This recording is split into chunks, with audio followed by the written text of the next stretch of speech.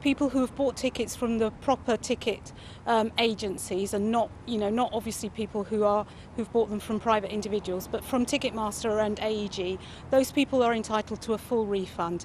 It's then up to them whether they decide to take up this other offer, which would constitute a separate contract. It's entirely a matter for them whether they want to take up that offer of keeping those tickets as a memento. But that does not mean that they should have any less entitlement to their refund.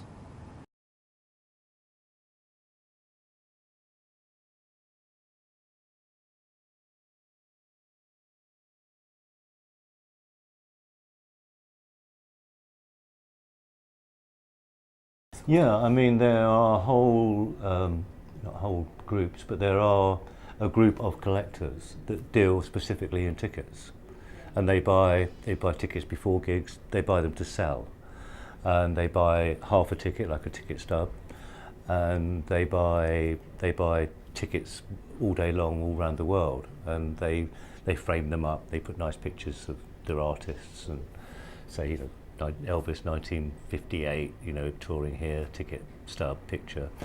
It's a very big market, and Elvis is a very good example, and it's a very comparable example to Michael Jackson.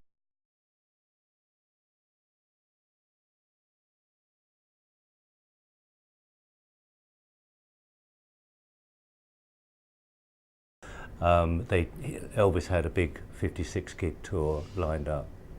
Michael had 50 shows lined up, and Elvis's tickets for the shows that he never got to perform because he died are all still floating around on the internet, and they're still selling, and they sell for up to about £200 to £300 for a complete unused ticket, and the stubs when he was alive, they sell for about 400, 500. Depending on how famous the gig was.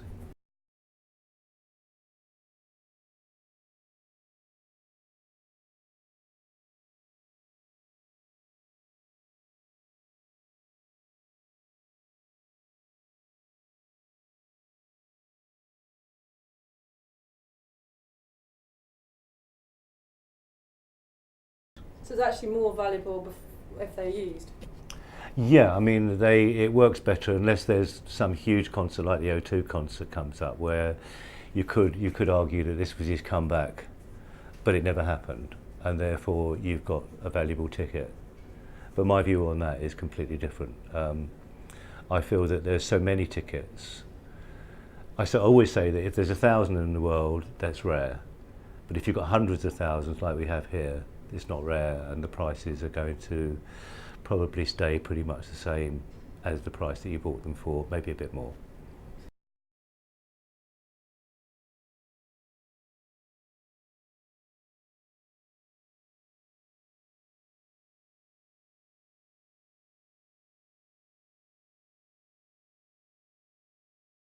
I like him, but not for that price.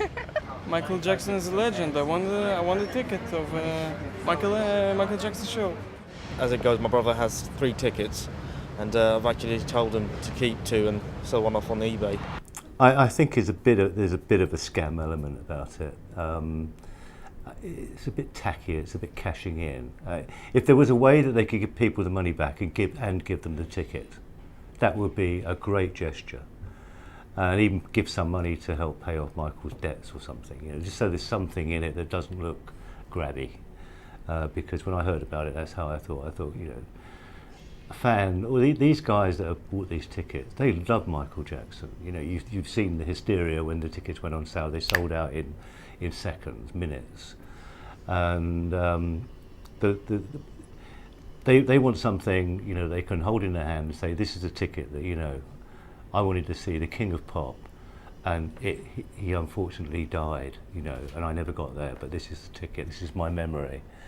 Having to pay for it as well is something a bit too commercial for me.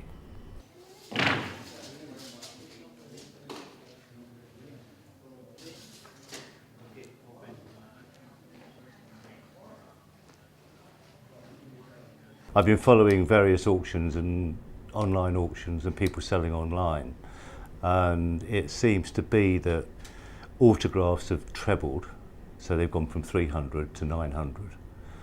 And jackets that would have sold for maybe 1,000, one fetched 22,000 on Friday. So it's quite a phenomenal. The market has just gone absolutely through the roof for people wanting a piece of Michael Jackson now that he's died.